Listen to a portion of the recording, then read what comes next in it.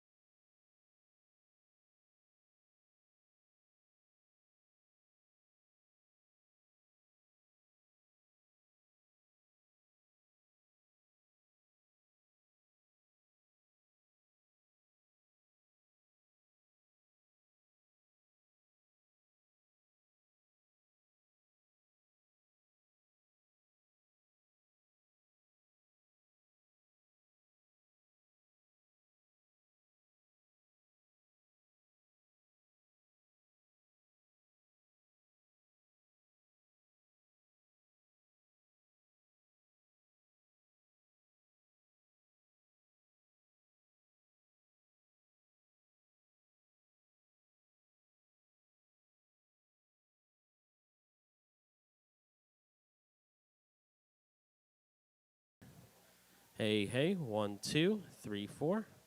It's good? Fuck. Sick.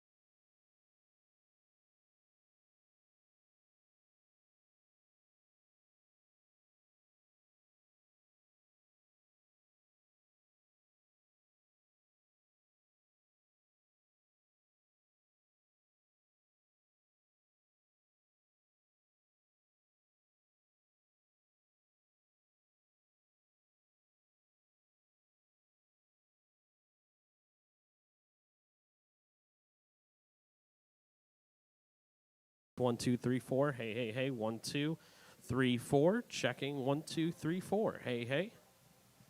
Good?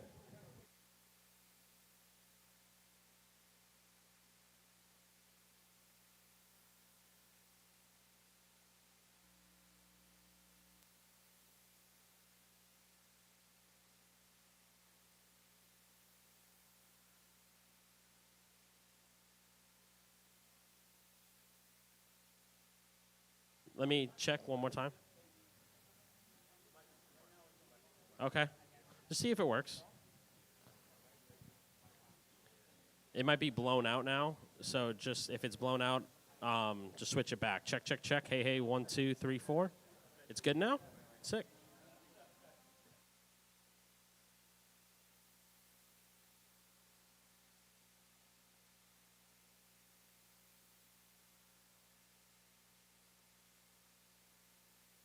this RF mic. So, and it's not always going to be on. This will just be as needed. Okay.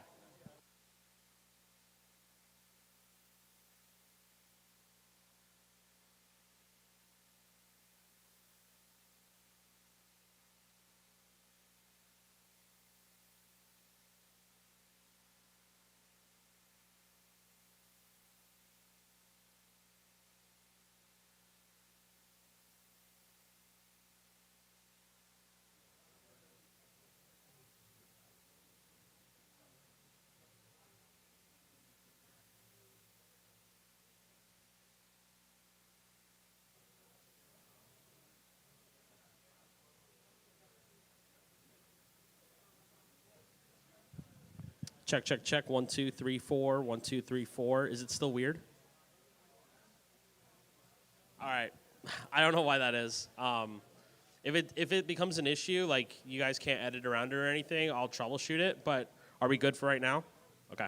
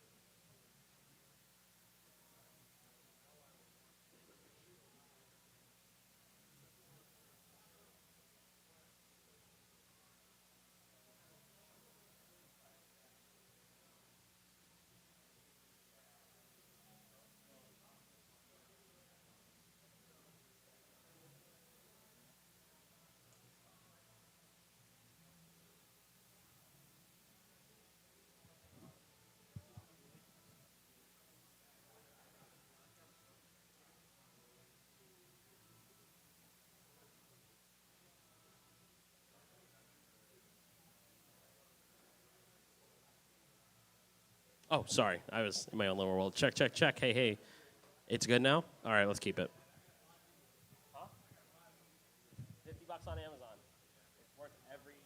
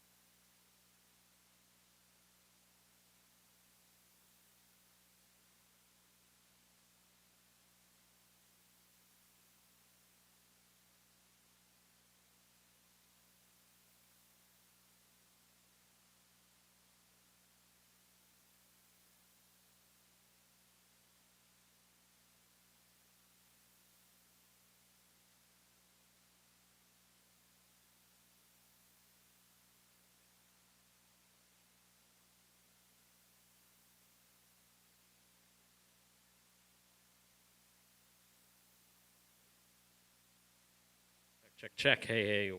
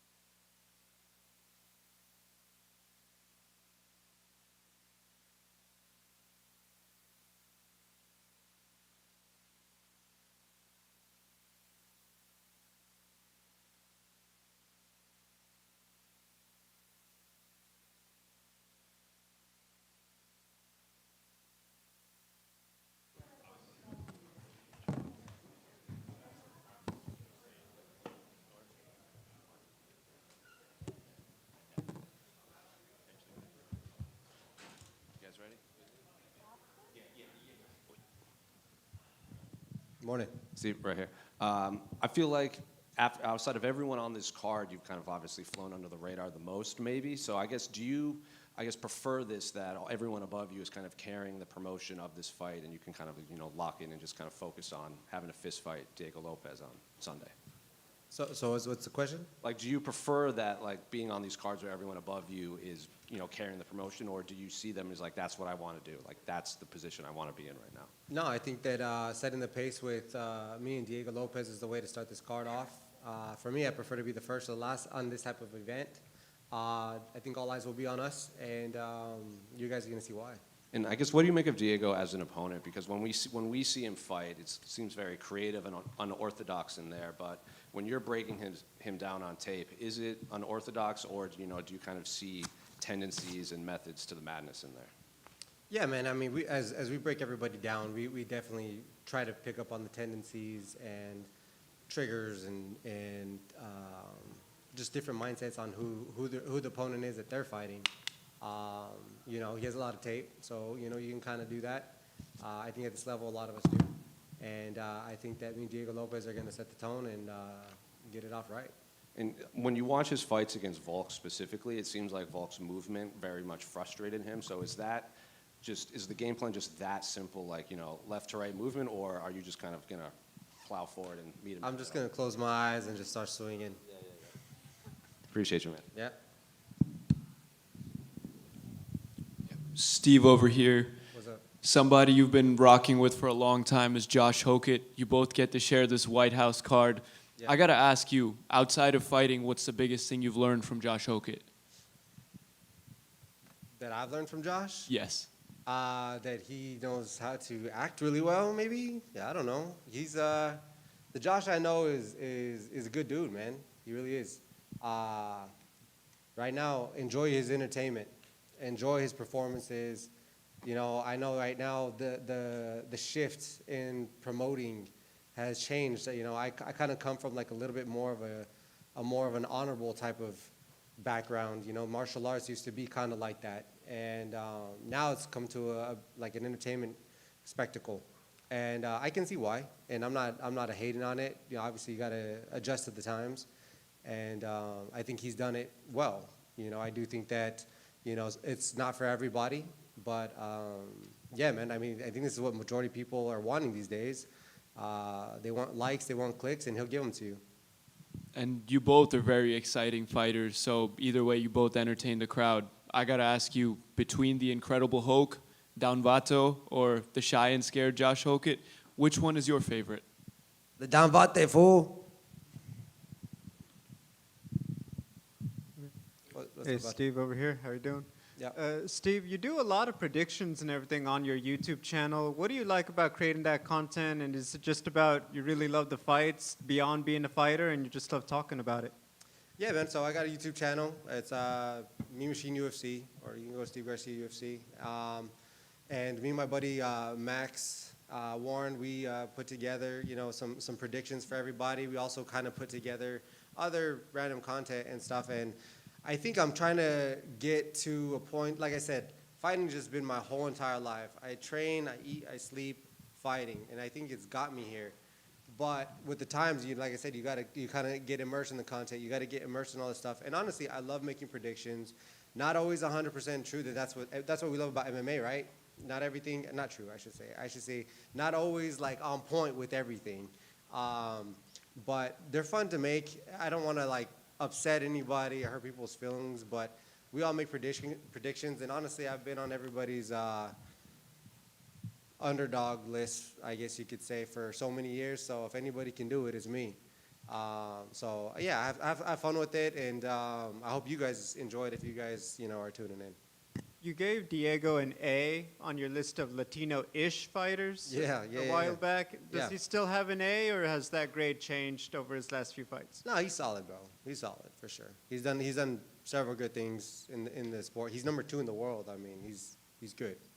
Final question. If you were president, would you want your birthday to be a holiday, or would you want your face on one of the coins? Both.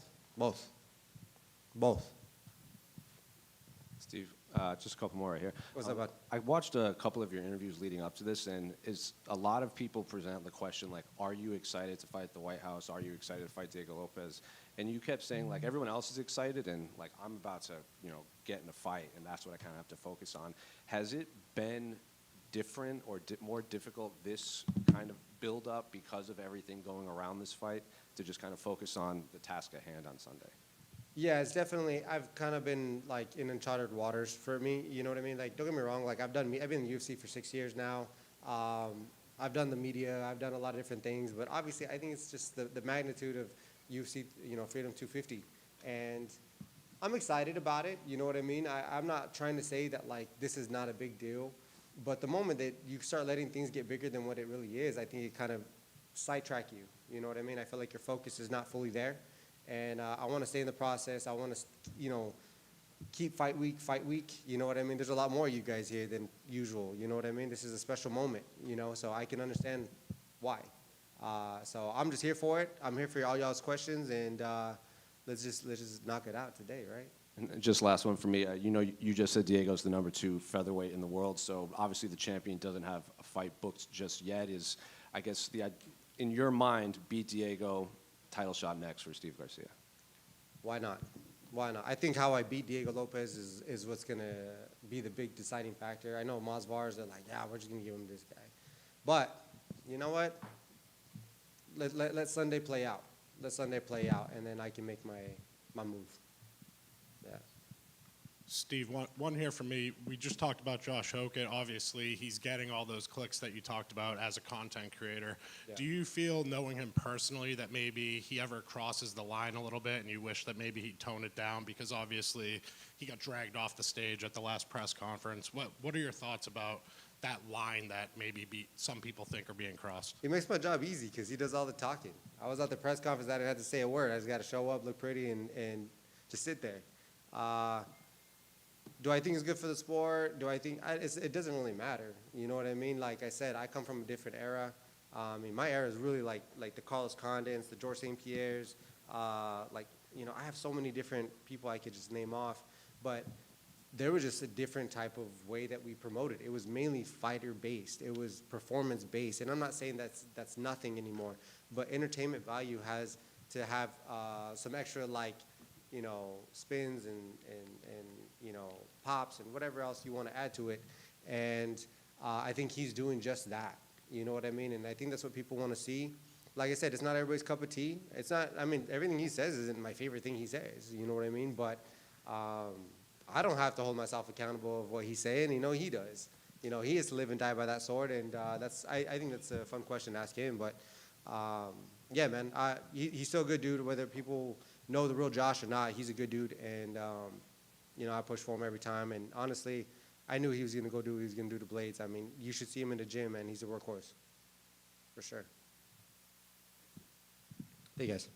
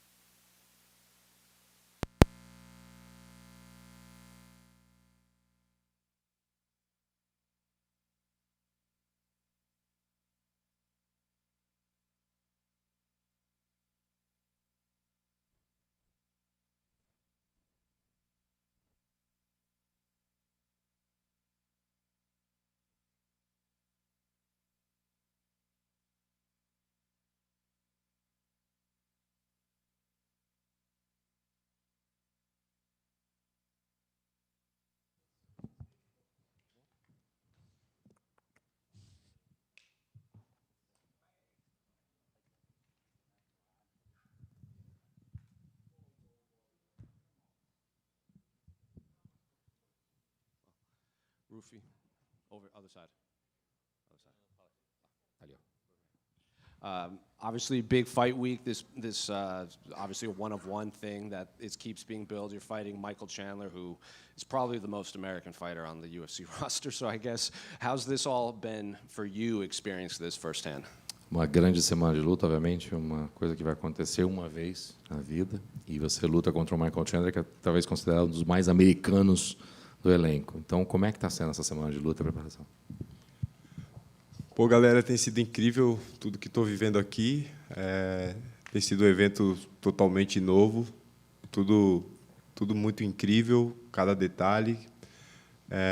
Estou muito feliz com a oportunidade. Estou muito feliz também de lutar contra o Michael Chandler, um cara que eu já assisti há muito tempo. Tem uma história incrível no MMA e poder dividir com ele o octógono vai ser incrível. E vamos lá, pronto, 100% pronto para dar o meu melhor contra o Michael Chandler. Oh, it's been incredible to be here. Everything about Fight Week has been incredible. Every detail has been incredible for me. And fighting Michael Chandler, somebody who's got a beautiful history in the sport, and a fight that I've wanted for a while, is going to be amazing. I'm ready to go.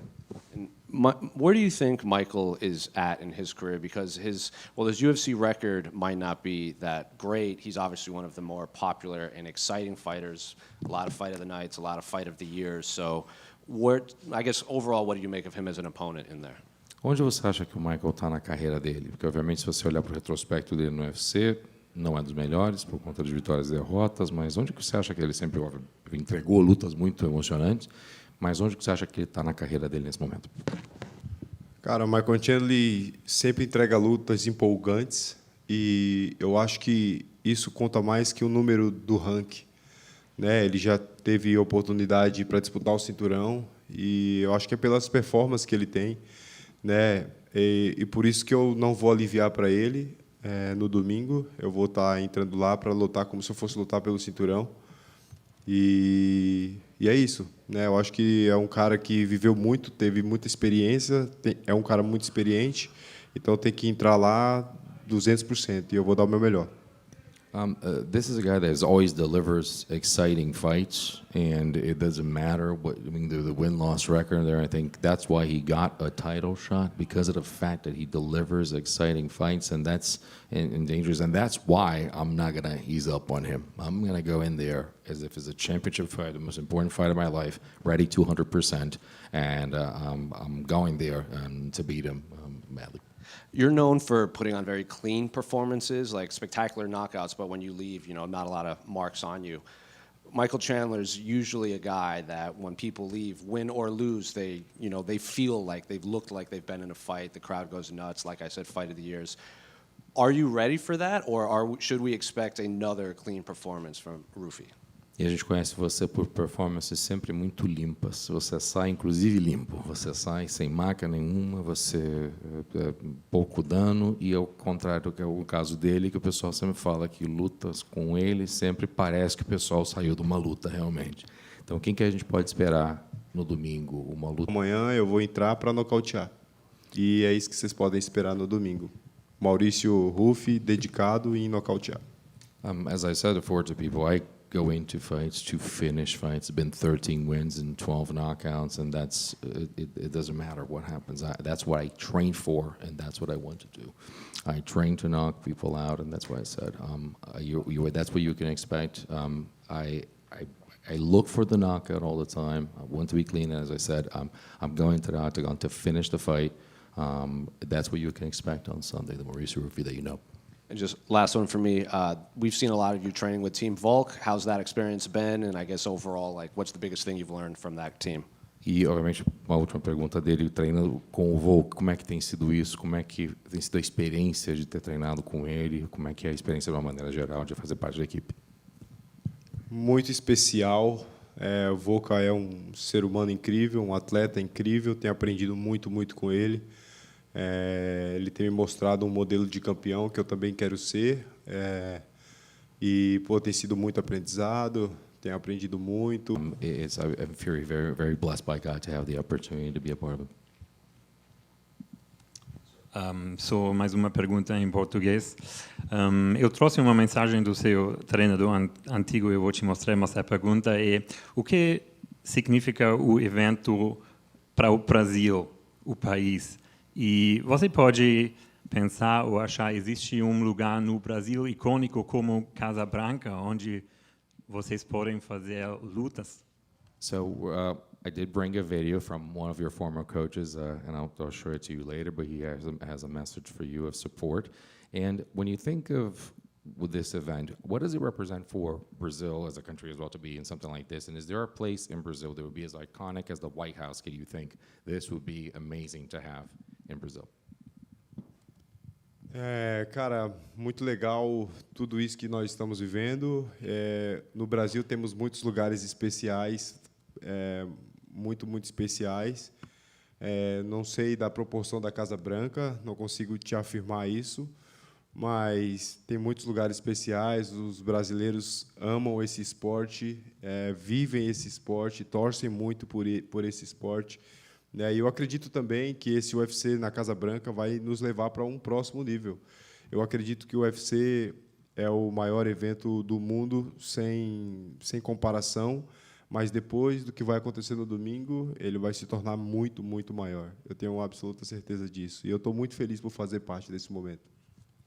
This has been very special to us to actually live this, and as far as Brazil is concerned, I wouldn't think of what would be the importance or proportion of the White House compared to it in Brazil, but I would say Brazilians live this sport, Brazilians love this sport, Brazilians follow this sport, and there's so many places in Brazil that would be iconic to have something like that. What I would like to say is that the UFC is the greatest organization in the sport they could ever find, and I think that after this event at the White House is going to be massive and is going to get even bigger, and I'm very happy to be a part of this. Well, all of us are very happy to be a part of this week.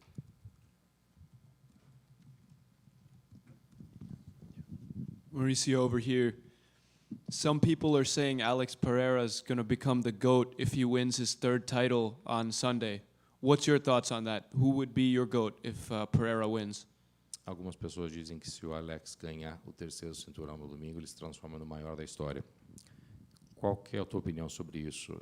Se ele ganha no domingo e vence o Gane, você acha que ele se qualifica como o melhor lutador da história? Com certeza.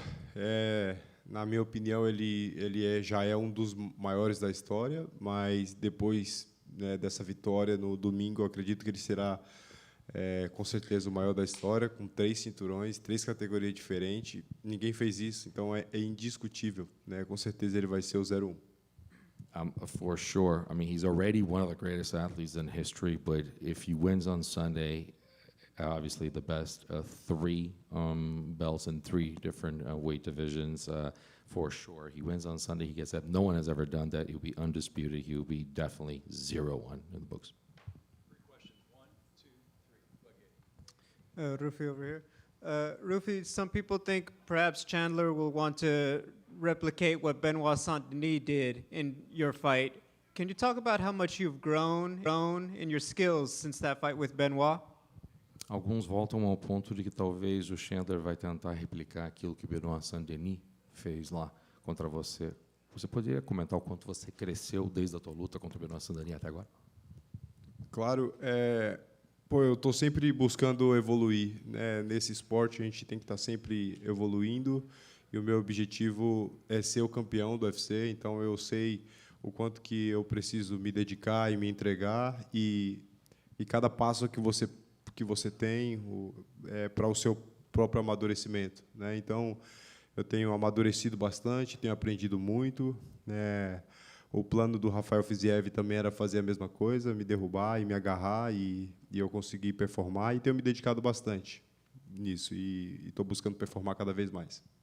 I think I'm an athlete, and all of us are looking for that. We want to develop. I'm somebody that has been looking to improve, get better, evolve as a fighter, and always bring in new things. And I've trained very hard for this, and that's what I've been able to do. I've always looked for that, and I've been able to do that. The plan that Fiziev had was the same, and I think I was able to stifle him and perform. So when you saw something like that, I was able to perform against it already. If you were the president, would you want your birthday to be a national holiday or would you want your face on one of the coins? Se você fosse presidente, você gostaria que o seu aniversário fosse um feriado nacional ou você gostaria de ter da tua cara na moeda? Se você fosse presidente, o final, a tua cara na moeda, o teu rosto na moeda ou que teu aniversário fosse feriado? Eu não sei nem como responder essa pergunta. Eu não desejo muito essas coisas assim, não. Eu quero né, poder incentivar pessoas a ter uma vida boa, a acreditar nos seus sonhos, a conhecer a Jesus, a Deus, e eu acho que esse é o meu objetivo número 1. Não consigo pensar nisso assim. I don't think that much about that stuff. My goal in life is to inspire people and you just provide them you just push them towards having a better life, get closer to God and find Jesus. And I don't think that much about that stuff. Bom dia, Mauricio. Aqui. Você acredita que Michael Chandler é o lutador que apresenta o problema de estilo mais grande da sua carreira? Do you think? E ter boa performance, né, e buscar evoluir, né? Então, para mim eu estou indo lá para competir comigo. Eu vou lá para competir comigo, quero dar o melhor de mim, mandar uma boa mensagem para mim, para o mundo, né? E é isso, vamos com tudo. Também queria aproveitar. Just for a moment. No and yes. Because I do believe that I face every single fight as the hardest fight of my life. So the next challenge is the toughest challenge for me. Much more than anything, again, I'm trying to improve. I'm trying to get better, and I'm fighting against myself. That's why I want to impress. That's the message that I want to send. I want to send that message to myself that I'm the best in the world. So that's the reason why. Também queria aproveitar para perguntar a você o estado atual da divisão. E como você vê as suas possibilidades, o seu caminho para tentar estentar de campeão da divisão. And just tagging on that, I wanted to ask for what do you see as the current state of the division, and what is your path towards the championship? Galera, eu estou 100% dedicado nessa luta, nessa performance. Essa performance vai me colocar à disputa do título. Eu acredito muito nisso, pelas conversas que estamos tendo aqui. E também, no sábado, eu vou estar batendo peso da luta do campeão, porque se por acaso algo aconteça, eu vou estar pronto para disputar o título do UFC. Então, estou trabalhando nisso, estou dedicando bastante e pronto para dar o melhor de mim. Como eu falei para vocês, vou estar batendo peso do campeão para disputar o título. Se o UFC precisar de mim, eu vou estar 100% à disposição. I am 100% dedicated to this, and I will be ready to fight for a championship as the talks that I've had with the UFC and the talks that the team has had have led us to believe from recent conversations. And I'm just going to say to you guys that on Saturday, I'm making championship weight. In case the UFC needs me, if something happens, I will be making championship weight. I'll be obviously 100% focused and ready to go on my fight. But if need be, I will be ready with championship weight made on Saturday. So if something happens, I'll be ready to fight for a title. Muito obrigado. Right here. Chandler said that you want the toughest challenge for this fight, and it was BSD. He ended up with you. Do you think he made a mistake seeing you as a second option, and are you the worst stylistic matchup for him? O Chandler, quando ele mencionou algumas vezes o fato de que, se eu entendi direito, ele falou que para ele o Benoit Saint-Denis era o grande desafio para ele e acabou sendo você, digamos assim, como segunda opção. Você acha que ele acabou subestimando você, pensando em você como segundo nessa ordem, e ele agora acabou de encarar, vai acabar encarando o maior desafio estilístico que ele já enfrentou na vida dele? Cara, não, acho que não. Acho que nós temos liberdade de pensar do jeito que queremos e temos que expressar a nossa opinião. Eu não posso achar ruim a opinião que ele tem sobre mim ou achar que eu sou inferior ou superior. É a mentalidade dele, isso no final das contas não muda nada para mim. Mas como eu falei, eu estou focado 100% em dar o meu melhor, né? E é isso que ele vai ter que lidar no dia da luta, né? Então, com relação à mentalidade dele, eu não posso opinar. Eu acredito que os atletas, ele tem a opinião de expressar o que eles querem, tem que falar quem ganha, quem eles acham que ganha, quem perde, né? Esse é o jogo, né? Eu acho que cada um pensa o que quiser. E, como eu falei, eu sei o que está aqui na minha cabeça, como eu tenho pensado e treinado, e quero aplicar isso no domingo. I think I can't go against what a guy says and what he thinks, because everyone, all of us athletes, I believe all of us have to do my best on Sunday. Do my best on Sunday. Você vai pro lado. Thank you, guys. Você vai para a esquerda e para os dois lados para tirar foto, tá? Começa lá. Isso.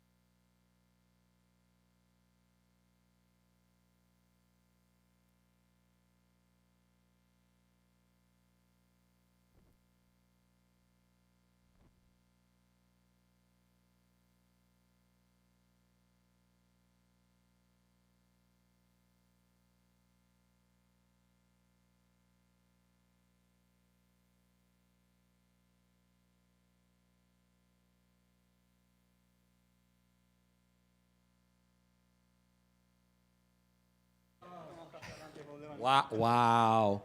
He looks at me and goes, you can go have coffee. He don't need me. I'm useless. That's good. Money.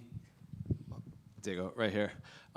First question I've been asking everyone is, how's this experience been for you? Obviously, you and Steve are kicking the card off. A lot of, not pressure, but it's a big opportunity for you because everyone's going to be tuning in right away for this, and they're probably going to discover you too. So overall experience with this UFC White House event and leading up to it? So I think it is a great experience for everyone in the card, So I know a couple of guys it's so exciting, because it was the fish fight in the card, so we have a big responsibility for put a great show for everyone.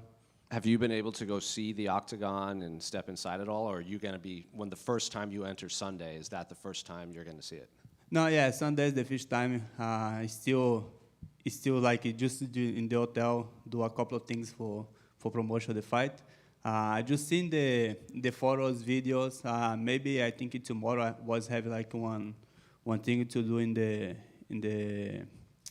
White House. So yeah, maybe tomorrow I can see. But for me, it's no problem to see it in the fight day.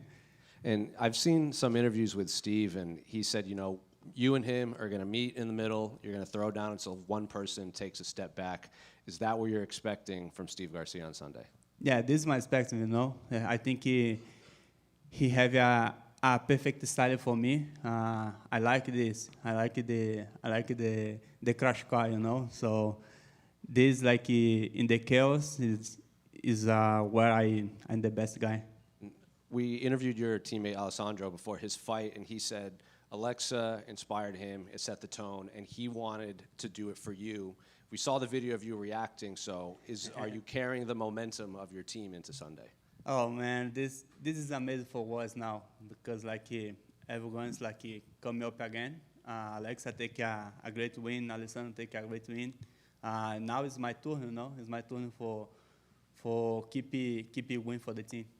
Diego, there was a rumor that your walkout song was going to be banned on Sunday. Where exactly did that rumor come from? Dana White says it's not true. Are you happy that it's not true? And where did that rumor come from? I don't know. I don't have ideas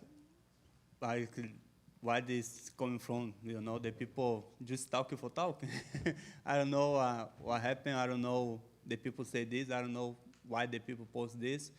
UFC called me maybe 2 months ago, say, hey, send your workout song for us, you know. So I sent my workout song. UFC said no problem. So yeah, no problem about that.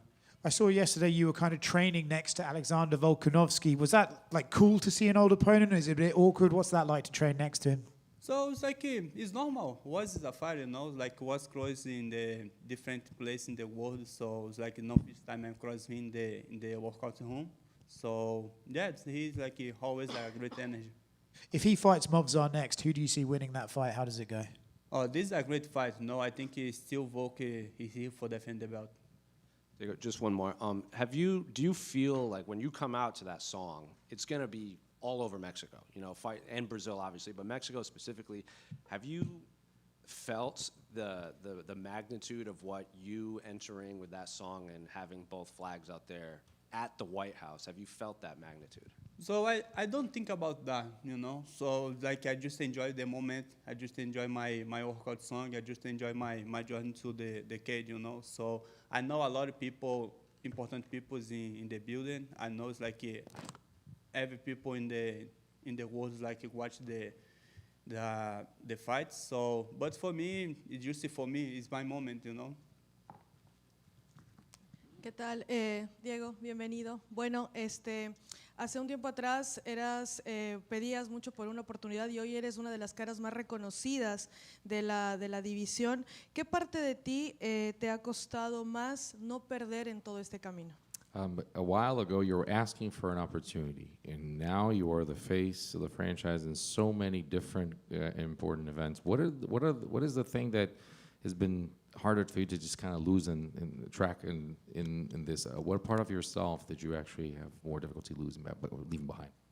Pues yo creo que cuando estaba fuera do UFC quería tanto la oportunidad, ¿no? Y cuando no llegaba, pues me quedaba triste. Y ahorita que la tengo, la única cosa que hago es simplemente disfrutar del momento, disfrutar de todo que he construído pues en tan poco tiempo dentro do UFC, ¿no? Yo creo que eso es lo que hace mantenerme pues con los pies en el piso. Yo creo que ni tiempo para subirme a un pedestal he tenido, no he tenido tan poco tiempo dentro do UFC que ha sido todo muy rápido y pues sigo siendo la misma persona.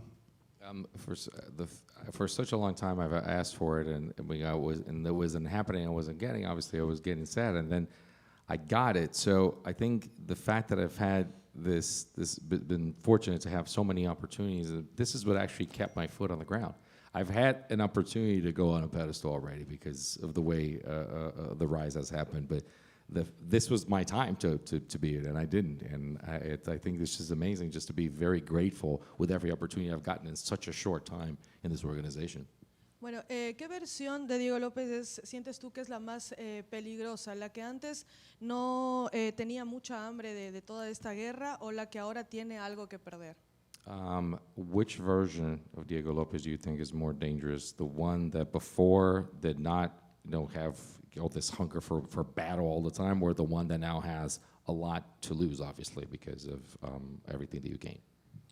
Pues yo creo que en toda pelea yo entro con a mentalidade que não tenho nada que perder. O sea, eu tenho muito que ganhar porque simplesmente é minha oportunidade para demonstrar que sou de los mejores del mundo, ¿no? Entonces, toda la oportunidad que acepto simplesmente es para demostrar eso. No siento que tenga como que algo que perder. Yo sé que ele vem com muita hambre de tomar mi lugar, pero bueno, he demostrado que puedo defender mi posición, ¿no? Entonces, pues ahí eso me deja pues tranquilo, la verdad. I think that I've always had the mentality of nothing to lose. It doesn't matter how far I've gone into my career. I've always had this, and I never lost that of having the mentality of nothing to lose. I know that he is coming with a hunger to steal my spot, but cool. I'm ready to go, and then I'll be ready to have him.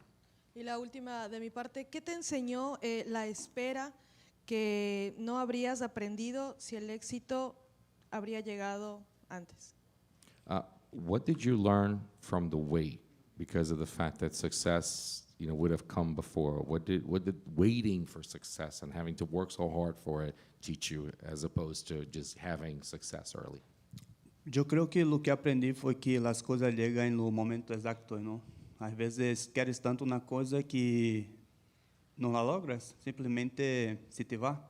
E eu creio que isso passou comigo antes de chegar ao UFC, quando perdi minha pelea em contender e perdi minha seguinte pelea. Queria tanto estar em UFC que quando tive a oportunidade, pues não foi da maneira que eu queria, não acabei perdendo. E depois disso, simplesmente me pus a trabalhar sem pressionar-me, sem estar buscando demasiado as coisas e as coisas começaram a suceder. E se voltamos a ver ao passado, pues para agora, mira a diferença, não? As coisas sucederam pues em curto tempo. I think that from back in the days, sometimes you want something so much, you want it so badly, and all of a sudden it doesn't happen. It may happen that way. I could have lost, kind of lost it a little bit when I wanted to be in the UFC so bad, and I got a contender, and I lost it, and then losing the next fight, and then I took that pressure off myself. I said, I'm going to just keep on working, and I found out that at the end of the day, things happen at the right time. I mean, you just keep on working, you keep powering through it, and when things started happening the right way, and look at what we've been able to accomplish ever since. Por aquí, Diego, Álvaro Colmenero para ABC MMA. La última vez que hablamos, me trasladaste tu intención en algún momento de subir de división a las 155 libras. ¿Esa decisión va a depender del resultado de este combate? Es decir, ¿una buena victoria te podría volver a poner en la carrera al título o ya está tomada esa decisión? At one point, you actually mentioned going up to 155. Is that going to depend on what happens on Sunday? Meaning, like, if there is, you have a dominant victory, you feel that you're already on a path back to have on a title shot, but where do you see yourself next? Não, pues eu creio que he mencionado isso antes. Na verdade, tenho o desejo de subir pues, para 155. Simplesmente eu estou enfocado em ganhar minha pelea e eu sei que ganhando a pelea basicamente me quedo em uma situação pues, complicada, não, porque acabo de perder 2 vezes por el título e vou ter que seguir peleando com os chicos que estão abaixo, não tenho nenhum problema, pero quero estar mais ativo também, não quero estar só esperando que salgan novos prospectos pues, para pelear com eles, então quero a chance de pelear em 155 para manter-me ativo. I've said this before, that there will be in my intention to actually move up in the weight division, but if I win on Sunday, it puts me in a little complicated position. So I've come off of 2 unsuccessful tries at a title, and then what you win and you're up on top. So you need to face people that are up and coming that are always going to be below you. And I have no problem fighting those people, but at one point you run out of people, and they're going to have to find just prospects to fight me. So let's see what happens on Sunday, and we'll go from there. La última para mí, Diego, ¿cómo visualizas en tu cabeza el combate? ¿Qué predicción nos puedes dar de esta pelea? And what do you see happening in the fight on Sunday? What would you say would be your what's going to happen? What's your vision for what's going to happen on Sunday? Não, pois minha visão para essa pelea é que simplesmente vou sair a buscar finalizar a pelea, se por nocaute ou por submissão. My prediction is that I'm basically going to go out there to finish this fight. It's going to be a knockout or submission, but I'm going to finish this fight. Diego, ¿cómo estás? Bueno, Dana White mencionaba que al momento de elegir las peleas y los peleadores para este evento, buscaba personas que puedan responder con la magnitud de lo que es este evento. ¿Cómo ha cambiado para ti ese escenario, el ambiente, presión, la agenda? ¿Cómo ha sido para ti esta jornada hasta Looking for people for this event, they were looking for people that would be, up to the magnitude and represent this event. You would be people that would bring, eyes to this event right now, and you were one of them. What do you feel? How has it been to be part of this experience, been part of everything that's been associated with this particular event so important? Sí, yo creo que pues cuando montar el card, pues yo creo que voltear a ver personas que realmente pudiera tener también la atracción de todo el público, ¿no? Yo creo que no solo por el hecho de ser en la Casa Blanca, pero por el atractivo de los peleadores también. Si ves a todos los peleadores que están en la cartelera, son peleadores que tienen bastante recorrido dentro de la UFC, son peleadores que tienen bastante logro, ¿no? Yo creo que, por lo que he visto de todos que estamos, creo que entre todos tenemos como más de 40 disputas de títulos. Entonces, eso habla pues, de la magnitud que es tanto el evento y lo tanto que ha invertido de tiempo pues, para poner las personas adecuadas, ¿no? Y sobre la presión, pues la verdad es que estoy muy tranquilo. Yo creo que es un evento más histórico en mi currículo. I think that when they were putting this card together, they were trying to assemble people that it wasn't just for the fact that it was the White House, an event like this, but they were also trying to find attractive fighters so that for the fans, that people would enjoy it. And if you look at it, they were looking at people that were experienced. They have, a track record in the company, the people that have had an amazing trajectory and also that have had a lot of accomplishments. I think if you look at it, I was seeing that there was us together, it's about 40 title fights in our curriculum. So, I mean, all of us were looking at that, and I think that all counts to make it something like this. And as far as the pressure, I mean, there's no pressure about it, right? It's just one of those fights that we just enjoying the week. Diego, sé que lo mencionaste previamente en inglés, pero ¿cómo describes tú este año para el equipo? Empezó Alexa con un knockout tremendo. La semana pasada, Alessandro, inspirado por ella misma, pues también se llevó esta victoria. ¿Cómo ha sido para ti? ¿Cómo lo calificas de este año para el equipo? I know you mentioned in English, but in Spanish, please, if you can talk about how the team has been going. Alexa with an inspiring finish. Then Alessandro has that, and y'all on the road up. So can you talk about that, how the team has just basically gone on the up and up right lately? No, pues yo creo que empezamos el año mal, ¿no? Cuando yo acabé perdiendo mi pelea por el título, pero bueno, Alexa recuperó pues la victoria, salió de la mala racha que estaba. Alessandro también pues ya lleva 2 victorias este año, acabó de agarrar una pues en corto aviso. Entonces eso pues habla de que nosotros podemos caer, pero nos levantamos más fuertes, ¿no? Entonces a eso es lo que venimos. Entonces ellos ya hicieron su trabajo, estoy muy feliz por ellos y ahorita me toca a mí.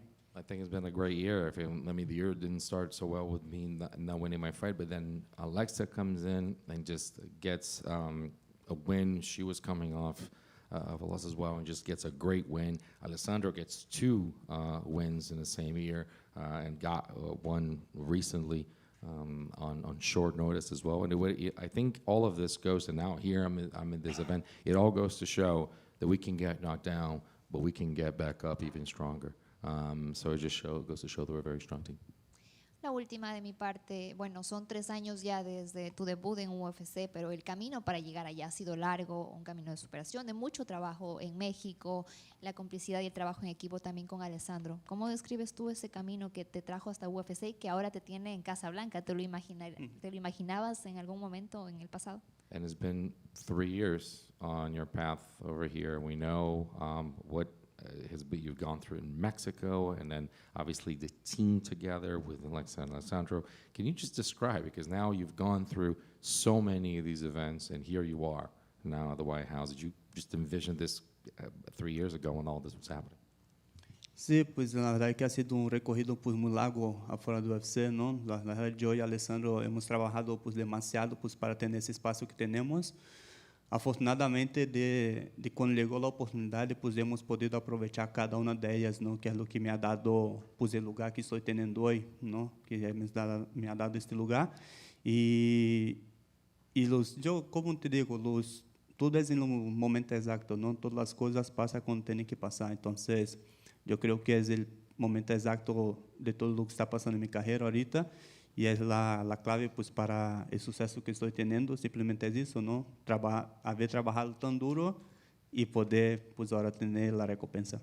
It's been a long path, and we've worked a long way for things to happen and to actually make, to get to the point that we are right now. All of us have worked so hard, and now what you're seeing is the fruit of our work.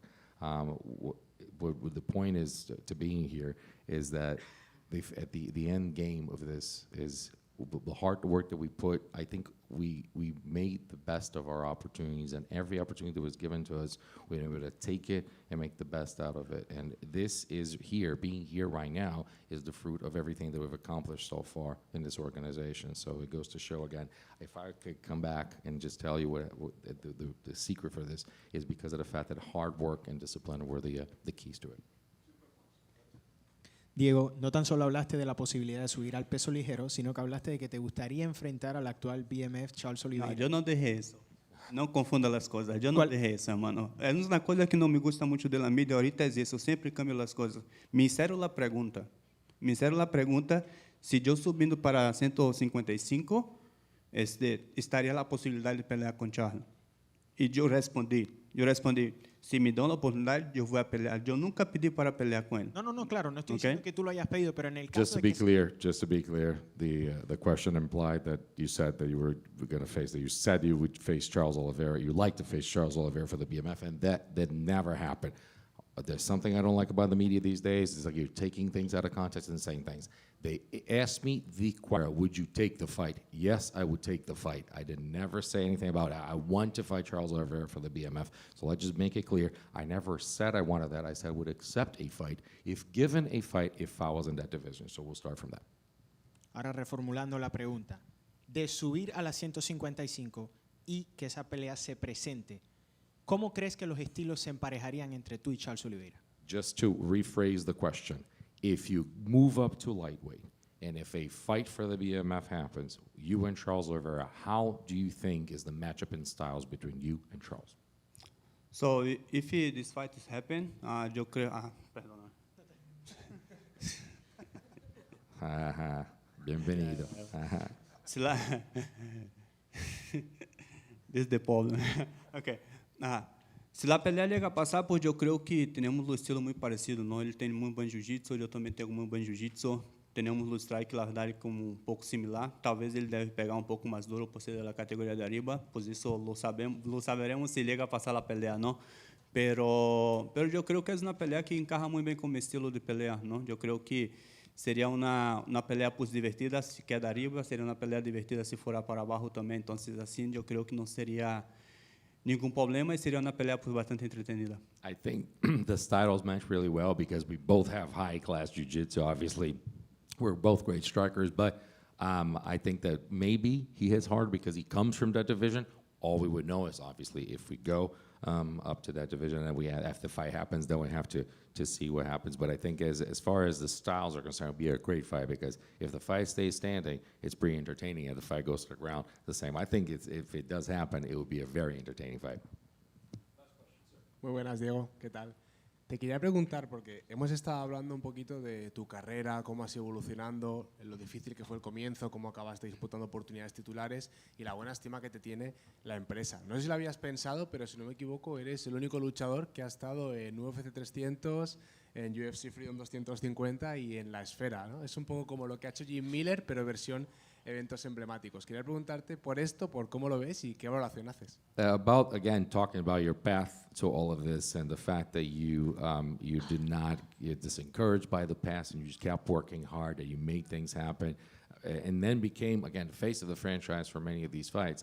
I think that, not incorrect to say, that you're the only fighter that was at UFC 300, you're on the sphere, and here you are on Freedom 250. Basically, you're a Jim Miller of like major events like this. So how does it feel for you to actually be in a situation like this and be so loved by the company to have the opportunity to be in these signature events?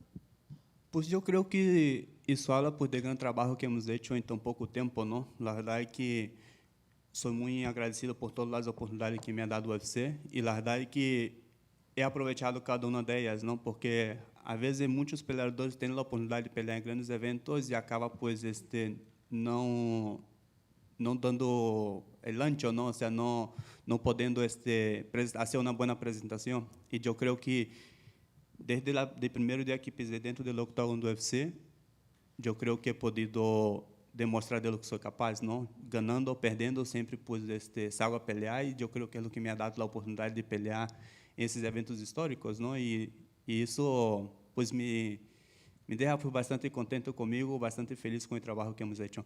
I think it speaks volumes for the work that we have done in this organization because we always deliver on the fights. And you think there are a lot of fighters that have these opportunities and be in historic events, being in important events, but at the end of the day, when push comes to shove, at those events, they maybe don't have a marquee performance. And I think that we've been able to deliver on the promise. And every time we've been at these events, the fights are exciting. And I said, winning or losing, I've come here to fight, and I think I feel very grateful, very honored, and I think it speaks that they recognize that as well. Muchas gracias, Diego. Gracias. Thank you, guys.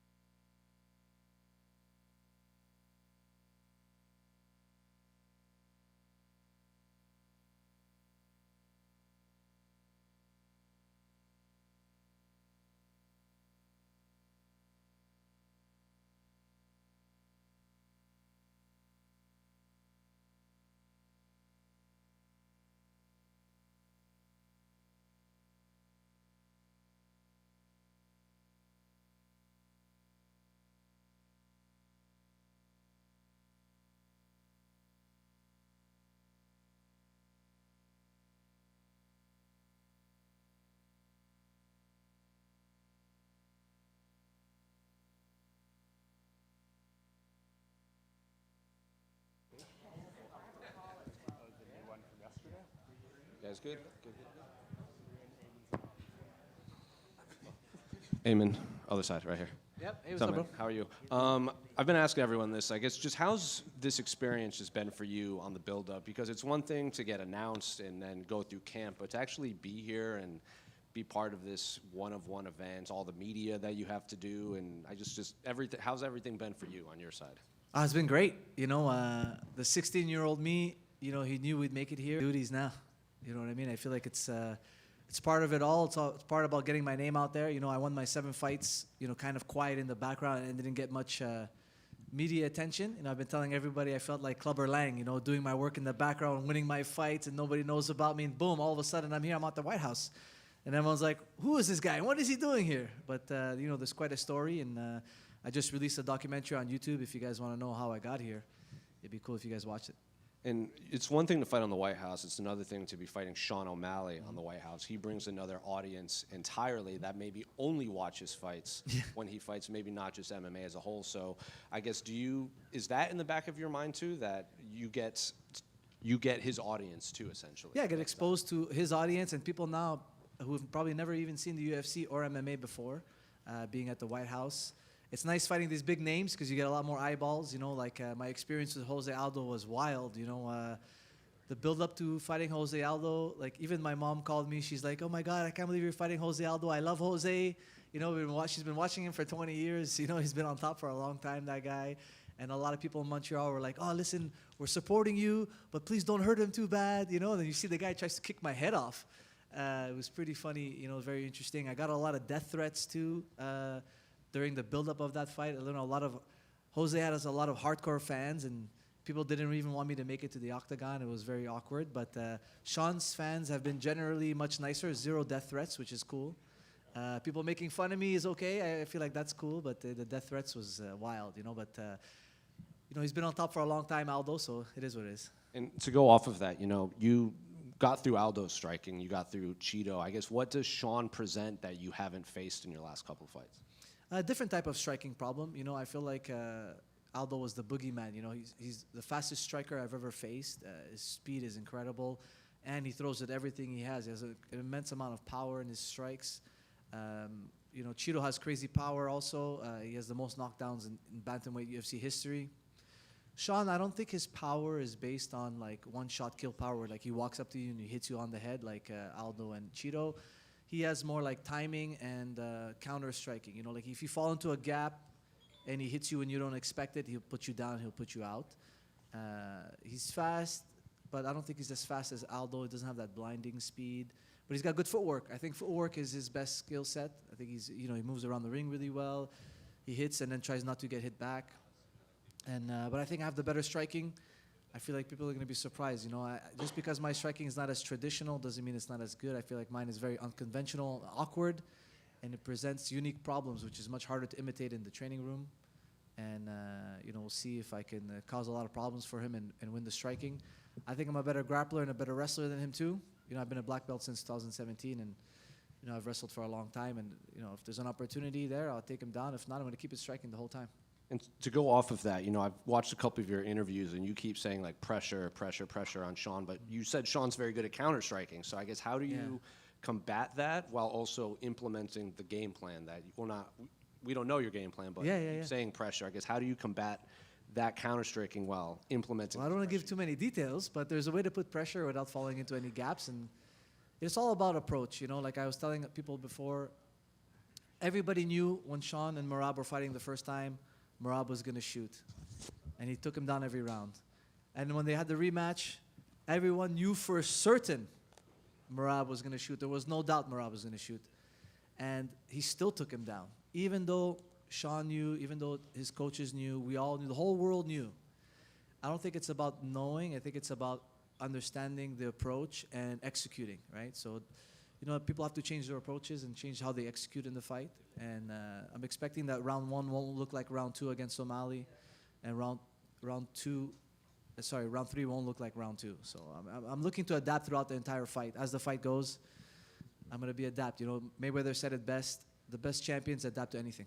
Just a couple more from me. You know, you and your brother and the TriStar team are very good at game planning and kind of coming up with all the, like, anything that could happen could happen. How do you prepare for fighting outside? You know, the elements, the sun, the bugs everyone keeps talking about. Like, how can you prep for that? Yeah, well, I've been training at TriStar since I'm 13, you know, so a little over 20 years.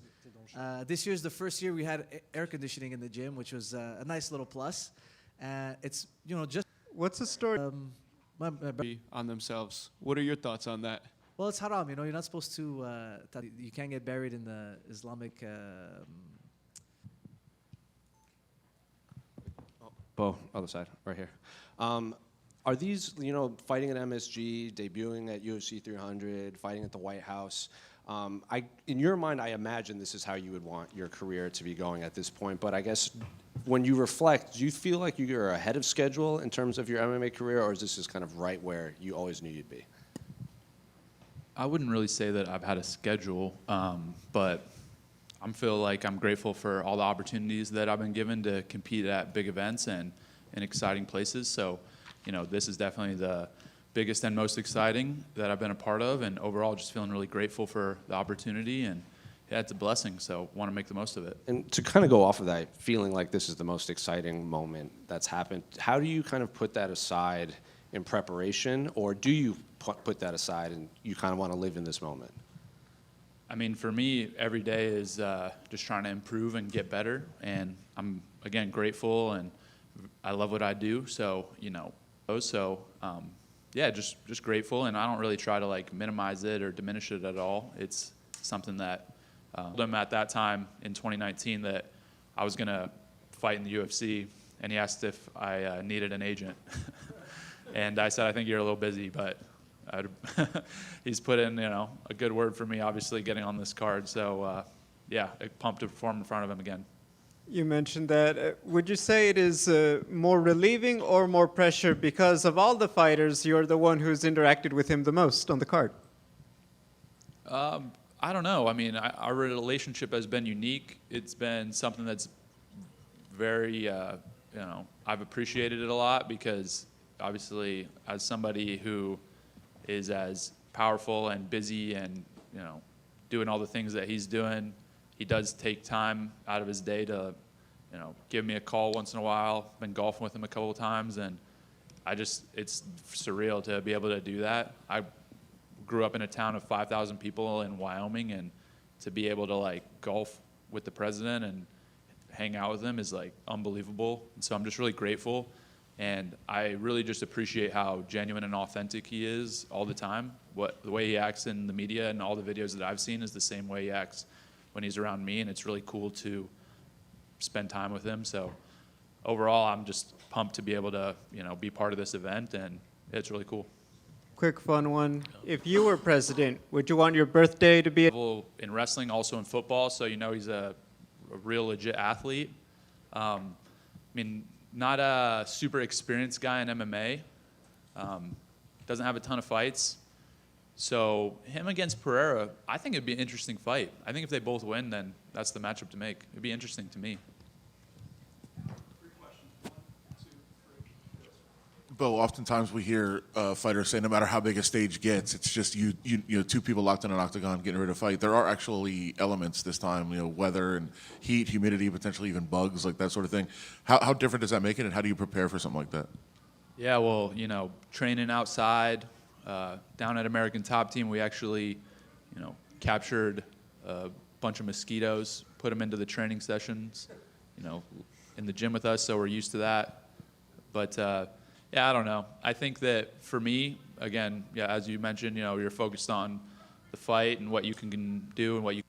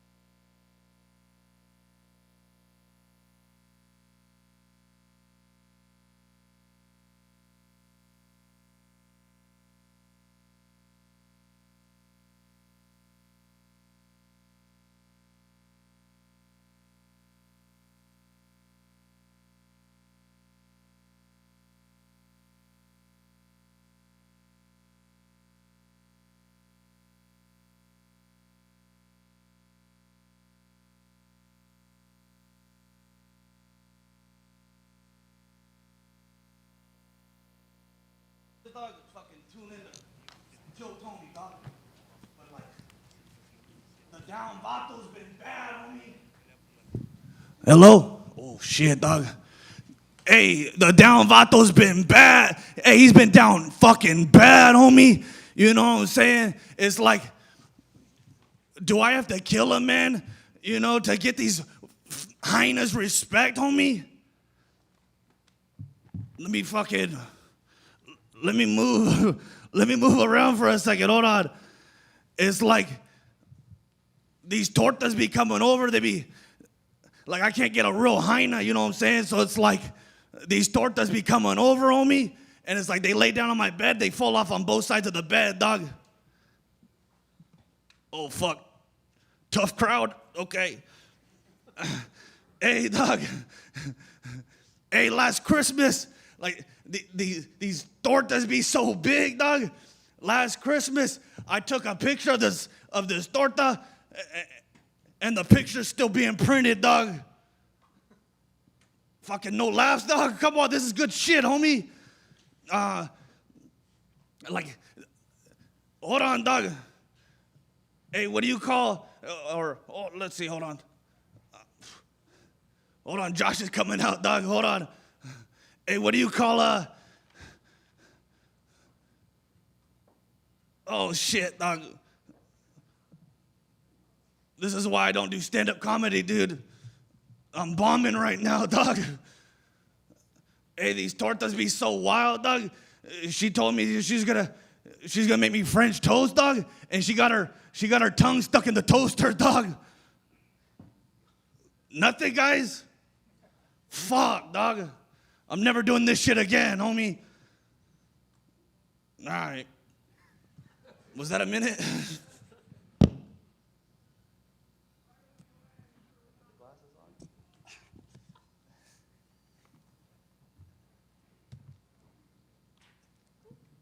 so now I'm going to take questions because I got to get better at my Incredible Hulk character. So, someone asked me a question. Hey, Josh. Okay. Just over here to your left. First of all, fantastic set. That was, I mean, was that decent? It was very Kill Tony. I mean, you know what I'm saying? Like, that was my first time. It's a tough crowd. It's a tough crowd. You know what I'm What can you saying? do? It's the White House. Yeah. You know, everyone looks at that fight you just had with Curtis Blades as a fantastic back and forth, epic scrap. But there are questions. Can you fight Derrick Lewis the same way, considering how hard he hits compared to Curtis Blades? Yeah, I'm going to fight him differently, you know, obviously. You can't take a punch like that from Curtis or from Derrick Lewis. And so I'm stupid, but I'm not that stupid. And so, yeah. You know, you're getting a lot of critiques, we'll say, about the character work and stuff like that. But at the end of the day, this business is very much about getting people talking. Yeah. So to you, do the ends justify the means? And they can critique all they want. They are still talking. Yeah, I mean, they want to talk about it being fake, and I don't like that. Because, I mean, ask my opponents if it was fake. Ask when I chewed up and spit out Ciryl like some old cereal. When I showed Jimenez what semen is. See what I did there? Yeah, it's very clever. When I bent hell on Denzel, was it fake? When I threw bombs and grenades on Curtis Blades, was it fake? When I beat Derrick Lewis clueless, will it be fake? I almost messed up on that. Tune in on June 14th, and I'll show you something real. Guys, come on, give me something. Are you applause? Something? Come on. Are you getting a little bit frustrated that Alex Pereira is refusing to indulge in any sort of back and forth with you, no matter what you do, no matter what you say? He seems to not want to engage in that at all. It's inevitable. We're going to fight one day. I know he knows it. And Alex Pereira and his BBL could go to hell. I'm the lion. He's the weak gazelle. I'm going to beat him till he swells. I'm going to put his head in the microwave. It's going to give off a pizza smell. The Krusty Krab pizza is the pizza for you and me. SpongeBob fans, anybody? Yep. Come on, guys, come on, wake up. Josh, right here, when Down This is good shit right here. When Down Vato and the Incredible Hulk and everything. Down Vato did his best. I'm telling you, he did his best. That was a rough set, but man, he did his best. How do these personalities emerge, or is it just in the moment that this is how you're feeling right now? I mean, believe it or not, it is me. I'm from an area where there is a lot of cholo type of guys, and so I used to mess around with that voice. You know, when I played football, we had a little locker room gang, I guess you could say, and our running back room at Fresno State, we were the Vatos Locos, and we would run up on the linebackers or the tight ends or anybody that wanted it, fool. That anybody wanted it, homie, we ran up on them. How does Albuquerque feel about all these? Albuquerque's the same thing, dude. I mean, we have a coach. He's like, hey, what's up, ese? It's like, it's all the same. I watched the interview where you said, size doesn't really matter. It's tactics and approach. Do you think Curtis Blades is a more skilled opponent than Derrick Lewis? I think so. But this is I'm going to have him kidnapped by a group of mimes. The things they will do to him will be unspeakable. A few chuckles, yes. That was probably the best one. Think about that. The mimes, and it's like he gets kidnapped by them, and they can't speak. Unspeakable? Come on, wordplay. Do you think by this time next year you'll have the UFC Heavyweight Championship around your waist? Yes. Josh, over here. Okay. You were defending Justin Gaethje and Sean O'Malley on Twitter against Ilia Topuria. What do you plan on doing at the press conference? What do I plan on doing? You got to tune in for that. That's part of the whole show. I want you to hate me. I want you to love me. I want you to feel the whole experience of when I'm fighting. And so a lot of people don't want to play into the other side. Everybody just wants to be liked. I think it's human nature that we all want to be liked at the end of the day. But I want you to feel all types of emotions when you see me fight. And so, and throughout fight week, you don't know what you're going to get from me. And so, you have to tune in though. And what do you think the crowd wants more on Sunday night? Derrick Lewis to take his pants off in the octagon, or you to get on the microphone? Me take my pants off and get on the microphone. Throw the cup at Donald Trump. Maybe I won't do that. Cut that out, guys. Sorry about that. Josh over here. Throw it at him in a good way, like maybe he could put that cup in the Oval Office and come on, guys. Fuck, making me look bad. Hey, Josh, what advice has the bad guy Chael Sonnen given to you? The advice. We talked about preparation with when I talked to him, and that was good insight. He hasn't really given me too much advice. I haven't really spoken to him about that too much, but we did talk about preparation, and so I thought that was good insight. You guys never had to talk about how if you're going to be a heel, if you're going to play the villain, that bad guys never apologize? I agree. You will never see me. And I really think that's real, coward shit when you talk a certain way and then you want to apologize to everyone or even the opponent. I mean, my opponents have a chance to get my respect when they fight me, and so even after the Curtis Blades fight, you didn't see me go and talk with him, and that's just the game. No ill will to him, but I wanted, maybe if I was on the other end of a fight like that, I don't want my opponent, giving me hugs and saying it's okay. Anything you'd like to say to the fans who run into you that might be a little intimidated to come up to you and just say hi, ask for photos, anything like that? Like anybody else? Gotcha. Okay. Good. A little bit better, guys? A little bit better? A little bit better.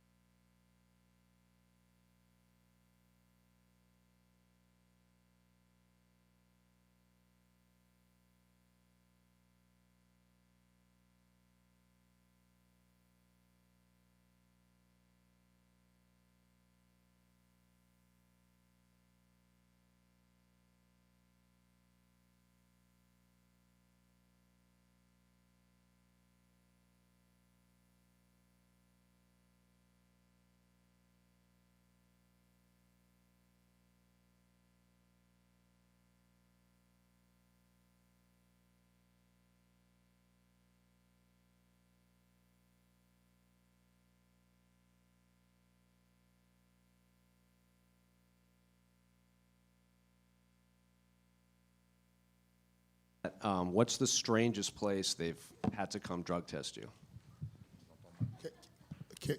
Quel est l'endroit le plus compliqué où on est venu te tester?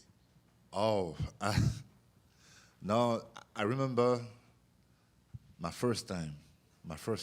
really first time, I was really surprised about the system because I just signed the contract, and one day after, I traveling to France, to the west side of France, because it was the birthday of my father, and I remember someone knock on the door.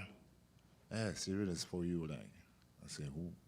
Drug test. I say, wow, so fast. So, you see, everywhere you can go, everywhere. And to look at this fight specifically in this fight week, I guess what's this experience been for you, in preparation for the White House? Because it's one thing to fight for a UFC title. This event seems to bring a lot more attention. You can see all the media. You've had to do a lot of interviews. How's this week been for you? I've been there already. Like, now I'm a veteran. I like to say that. It's not my first time. I got no pressure about all of this now. Now I'm really comfortable with the situation. And of course, this has helped me a lot. But I'm really more focused on my opponent. This is only the thing I need. And the last time we saw you compete was back in October, I believe, against Tom. Obviously, we were waiting to see what was going on with Tom, but did you want to come back sooner? Because it didn't seem like you took that much damage against Tom. Est-ce que tu étais pressé de revenir puisque tu n'as pas plus de dégâts sur le combat de Tom?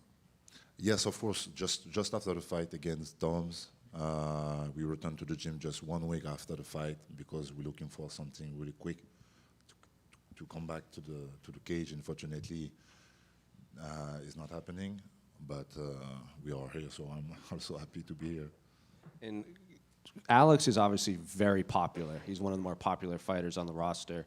So fighting him at the White House, does this feel bigger than the build-up for Francis and the build-up for Tom? I'm gonna say maybe more than Tom because, but the fight with Tom was huge also because a lot of people waiting for this fight, like new hybrid generation of heavyweight, well-rounded. So it was a beautiful event also, but this one's gonna be unique. It's gonna be just historic. So I'm really happy, and because also Pereira is a great champion. And the last one for me, because we have so much French media here. How is France now? Because obviously you fighting for a title, Wemby's in the finals, Champions League just happened, World Cup's coming up. Just can you feel just kind of the magnitude that you're here on this platform while the rest of your country is also competing? Yeah, this is my dream. Like I got a belt, Wemby got the ring, and the French team gonna have the World Cup. So yeah, this is a dream. It will be crazy. It mean a lot. Like France is a country of sport for sure. Good luck on Sunday.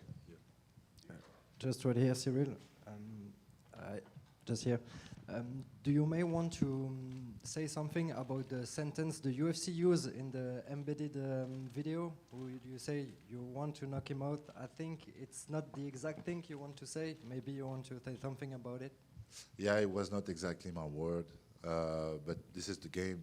Just I'm okay with this. I'm really comfortable. But yeah, sometimes you cut my word and you bring just some word. But like the people say, I never disrespect my opponent. And every time, like I say, I'm not a magician. I can't predict how I'm gonna win. I want to win by submission if it's possible, by knockout, or maybe by decision. Like, always my word. But unfortunately, yeah, he cut a little bit the word.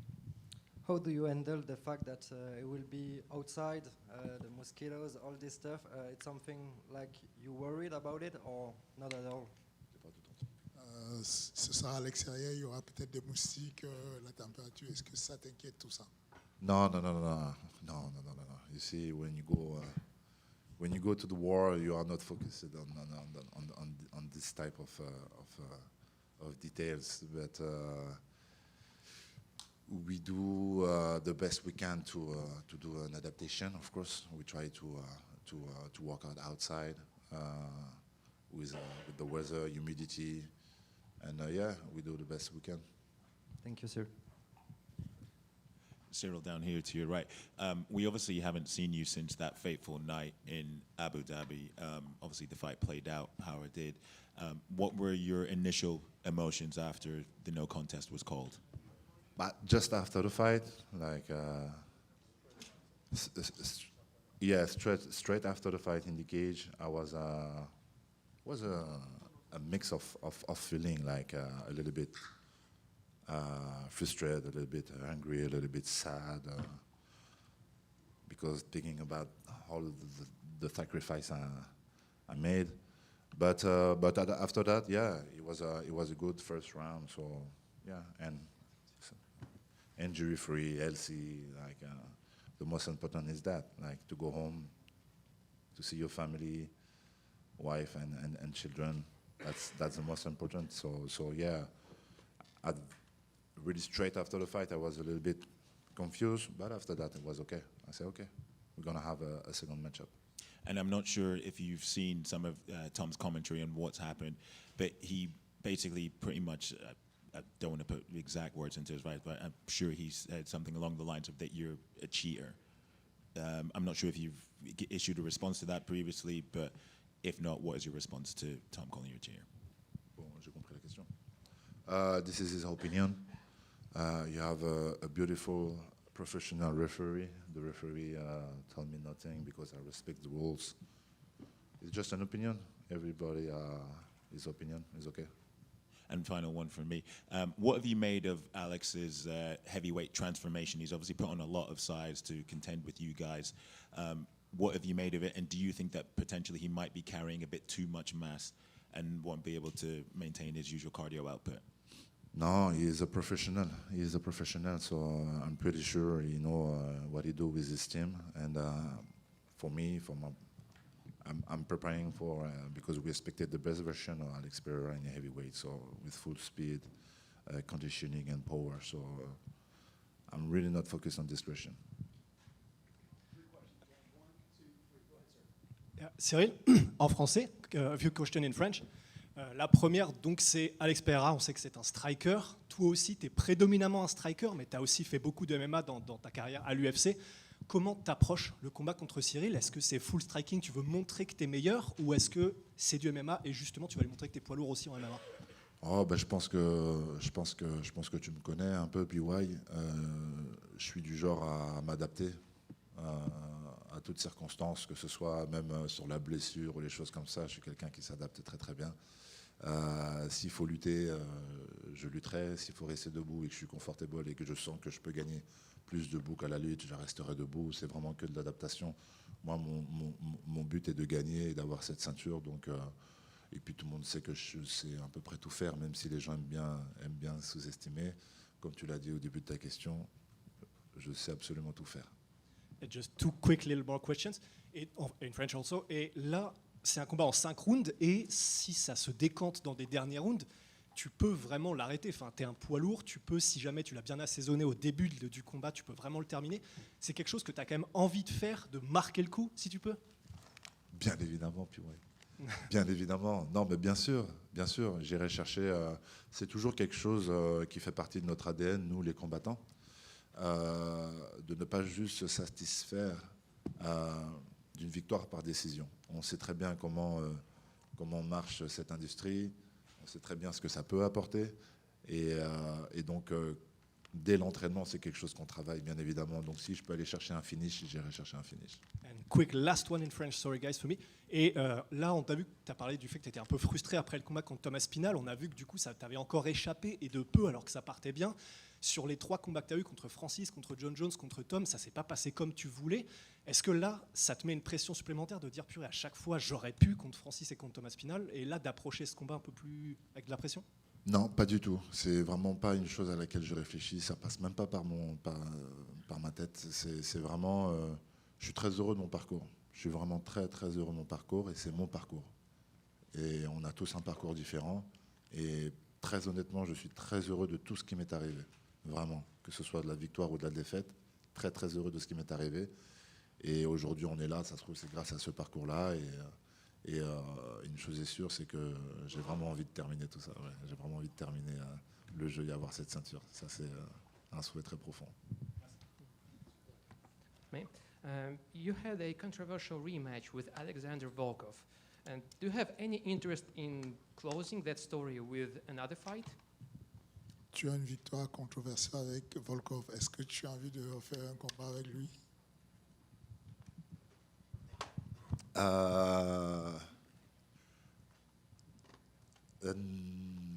Not necessary.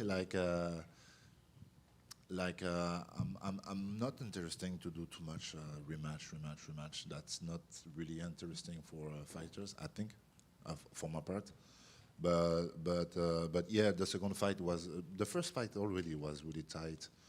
The second fight was also really tight, and it's always a pleasure to fighting a guy like Volkov. Volkov is a great athlete. He's a beautiful athlete, beautiful striker.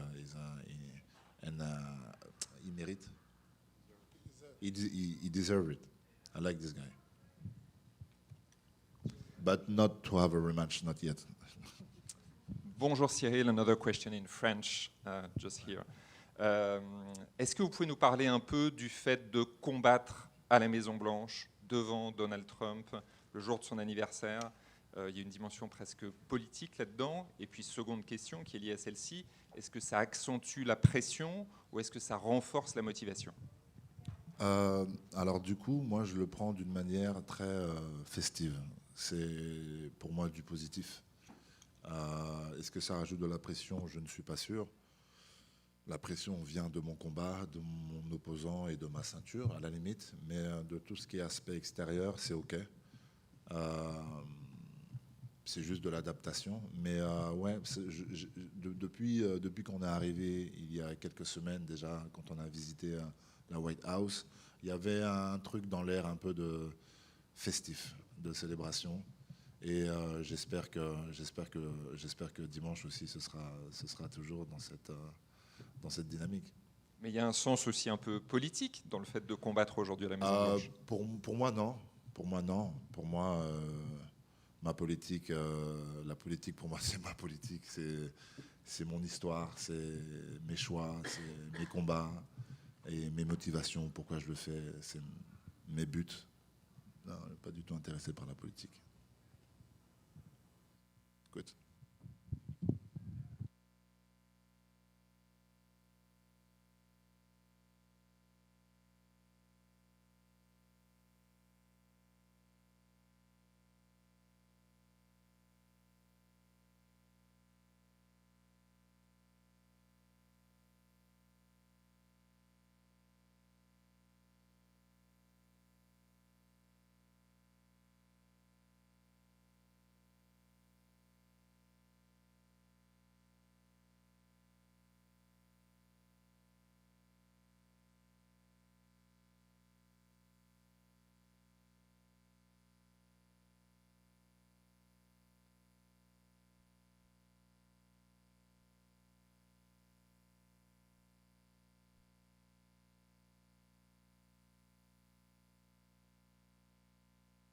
At 13.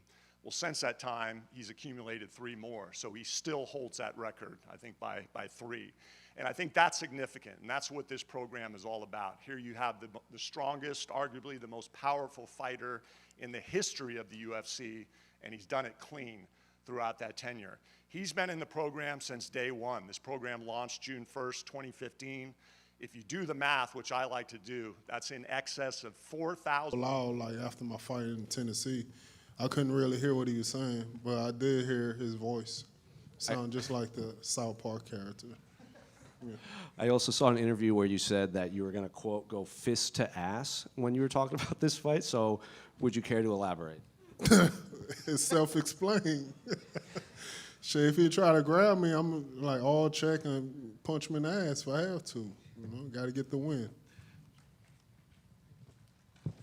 Derrick, right here on the left, or center left. He said he's going to make you... She raised her hand while you talking. I thought Thought it was one of them things. Well, go ahead. My bad. Go ahead. What? Okay. Josh Hokit said he's going to make you retire and make you sell old man ass wipe. Have you talked to Dude Wipes about getting in Werther's original combination? That would be great to get some Dude Wipes because I do use Dude Wipes like the coffee flavor, so it'd be good. If he could hook me up with that, that'd be awesome. I appreciate it. Thank you. Hey, Derrick, over here. You had a great interview with John Anik leading up to this fight, and you talked about, making money. You're able to provide for your family, but it also hurts some of the relationships in your life. I'd like to know if another fighter coming up, similar goals, were to ask for advice about, taking care of the people around you, what would you say to them? Shit. Don't do it because I did it and people still never satisfied. So it's no matter what you do or say, they still not gonna be satisfied. I do have some lighter questions. Coming from Texas, are you going for the Spurs to get it done, or do you got to wait till next year for the Rockets to try again? No, I just wait till next year. If you know anything about Houston, San Antonio, and Dallas, we don't like each other, so fuck them. And the final question, if you were president, would you want your birthday to be a holiday where nobody goes to work, or would you want your face on one of the coins? You don't got no more options than that? You want to be on one of the bills? No, I wouldn't want to be on nothing like that. Like free food, buffet type stuff. That'd be good. Thank you. Derrick, you said you don't even know who's going to be there in terms of the environment, but fighting outside is a little different experience. Have you been able to do anything to prepare for that? And I guess what are you expecting with potentially weather, bugs, that sort of thing that could be out there? Not at all. The last time I fought outside, they locked me up 3.5 years. So I have experience in that thing. And I live in Texas, and we got mosquitoes and bugs all day long. Bigger than you. Biting ass all day. So I'm used to that. Derrick, I asked Josh Hokit this. I asked him, what would the fans rather see? You take your pants off at the White House or Josh Hokit get on the mic? What do you think? What do you think? I don't even like this guy, so I would like to take my pants off just because you said that. Please let me take my pants off. You got to ask the president, not me. Nah, I ain't asking him. I'm going to just do it. Derrick, you're born in New Orleans, but Houston became your home. So who's on Derrick Lewis' Mount Rushmore of Southern rap? Say it again? Who's on your Mount Rushmore of Southern rap? Who's my Rushmore Southern? Southern rap. Yeah. Oh, yes. Pimp C and Fat Pat.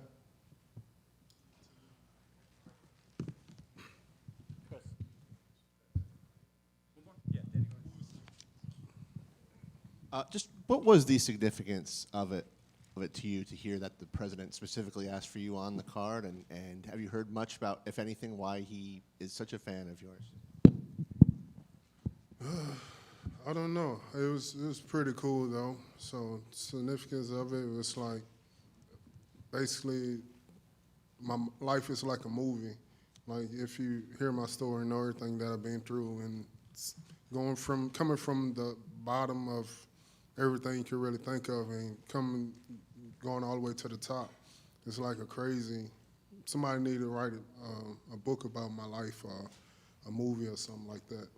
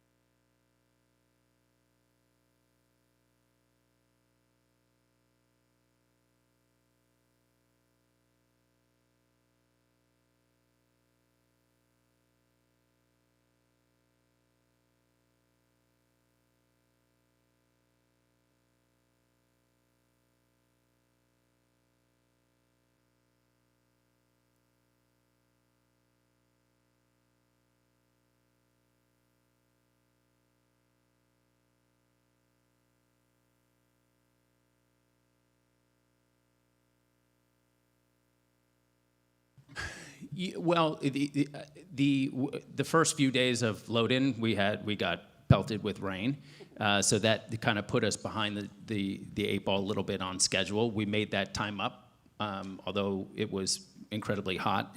We didn't have the rain to set us back. The only thing I would say that we didn't really anticipate was the structure once it was in place. The height, at least for me, that the height of what we would call floor level, that was a little bit higher than I had anticipated. So we had to make minor modifications to it.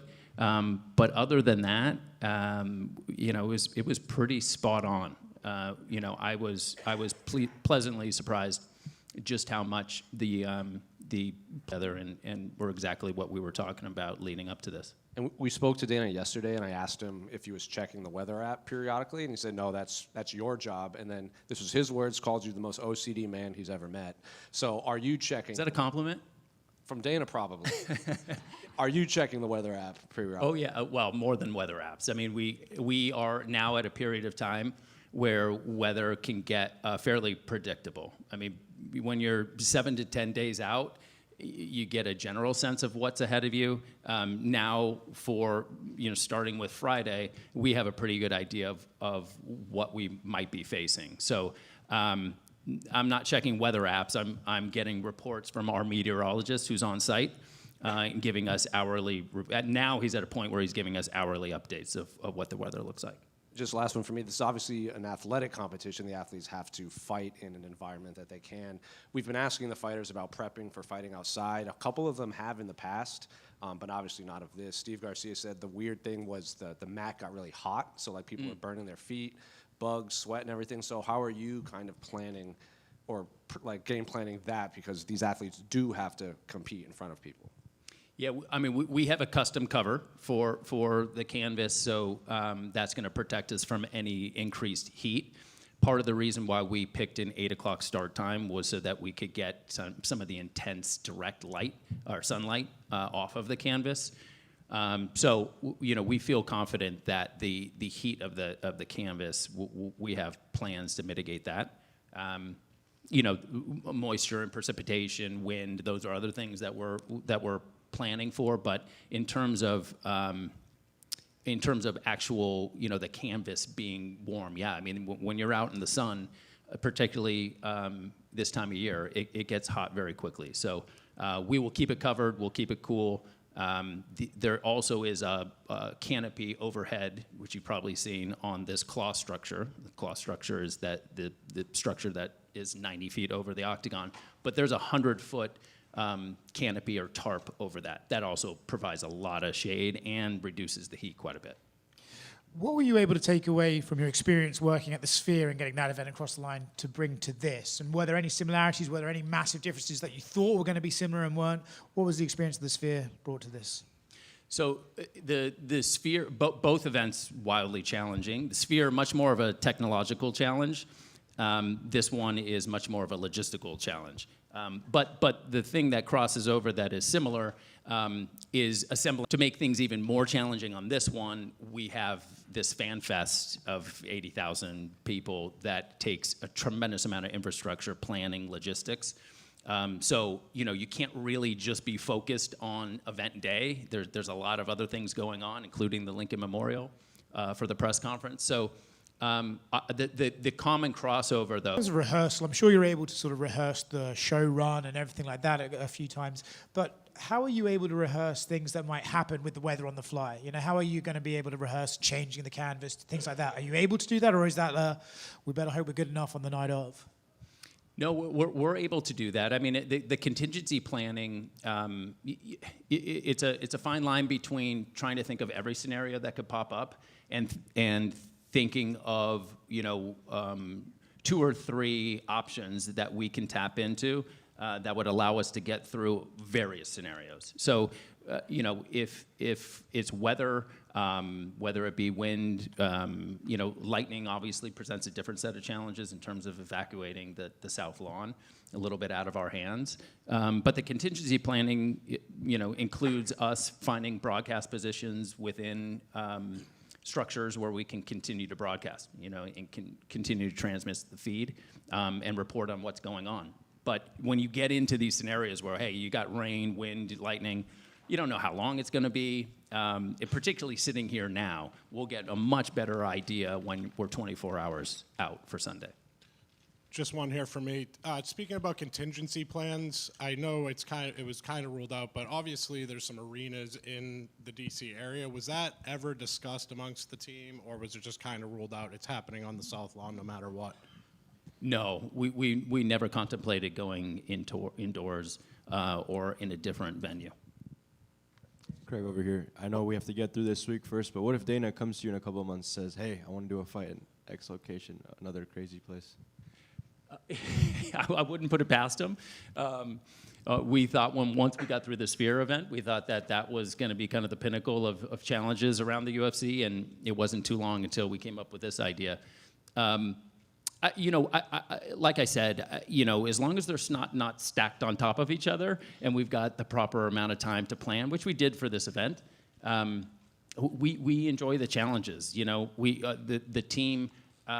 In any profession, I think when you start to do something for a period of time where you feel like, hey, you got a good rhythm to things, you're proficient in what you're doing, you want to, at least our team wants to challenge ourselves to see, well, how much can we push? We're pushing to the limits on this one, that's for sure, but to do that with, 48 hours lead up. So, it's a bit of a tricky game because as you get closer, obviously, to show day, the confidence in terms of weather patterns becomes work around the clock to try to get all of the equipment and structures off of both properties. Again, it seems like your team and you have really become passionate about making each one bigger than the last. We try to. Thank you. That's kind of you to say. I think for us, another set of challenges, obviously what we're doing on Sunday is completely different than going to arenas and stadiums and putting on numbered events. But the challenge there is how do we try to reinvent ourselves? How do we try to raise the bar from one event to the next? And how do we try not to get into a sequence where it feels a little bit more of like rinse and repeat? So the athletes, obviously, and the stories of the athletes allow us to vary our approach. But we also try to do it with technology and the formatting of the show, just continue to look for ways to push the envelope. Right here, Ben from Montreal. Obviously, you and your team put your heart and soul into this. When you see controversy popping up and somewhat negative comments, how do you react personally? I guess you were expecting it at some point, but is that something that ever happened to you, and how do you react to it after all the work of the last year? Thankfully, the team is so busy right now. We're so focused. This may seem like an answer to a question that isn't honest, but we just don't have a lot of time to listen to the noise. We know it's out there. I've seen it, but there's no scrolling through Instagram and Twitter right now. I've been here since the 28th, and it is nonstop. It is as soon as we wake up, taking on challenges, making tweaks, making sure that we're on schedule. If we're not on schedule, catching up. So it's a nonstop race right now. So maybe that's a good thing because we're not paying attention to it. And how proud are you right now? It's so close. I'm proud because I can confidently say that we've gotten to a very good place, but we have a long way to go. We're kind of like in the sixth inning of a baseball game. I got a lot of sports analogies today. We've got the most important innings are in front of us. So we feel like we're in a good spot to have a very successful broadcast, but we got to keep our head down and continue to be focused on what we want to try to accomplish on Sunday. Craig back here. What were the environmental assessments that had to be done on the South Lawn ahead of construction? The main sequence of events to get a final approval to build what we built, the structure, was us working with the White House and their internal team, including their engineers and their groundskeepers, to be sure that what we were doing checked all the boxes and was approved on their end. They have a pretty robust team that was looking at our plans. And that took several months of them reviewing what we were attempting to do, what our intentions were, and then coming back with some comments, us tweaking it, resubmitting until we got to a point where they approved. And what can fans expect in terms of the story of America being told? Is it going to be similar to the Sphere card where there's small films between bouts? Yeah, a little bit different in the sense that, yes, we do have some short films. Again, when you're talking about trying to strike that right balance, you can't do too much storytelling or you extend the broadcast to a point where we feel like it's not a good experience for the viewer at home. But you will see some films and storytelling in more of a traditional way in between bouts. And then we have a pretty heavy integration of celebration of the military. Obviously, I think a lot of people know that the military, all branches will be present, so we will have troops inside the arena.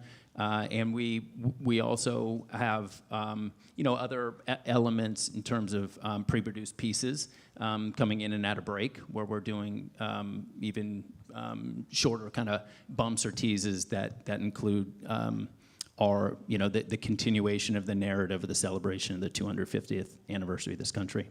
Great. And then last one from me. On the broadcast side, what's the Paramount Plus contingency plan if the card is interrupted mid-fight?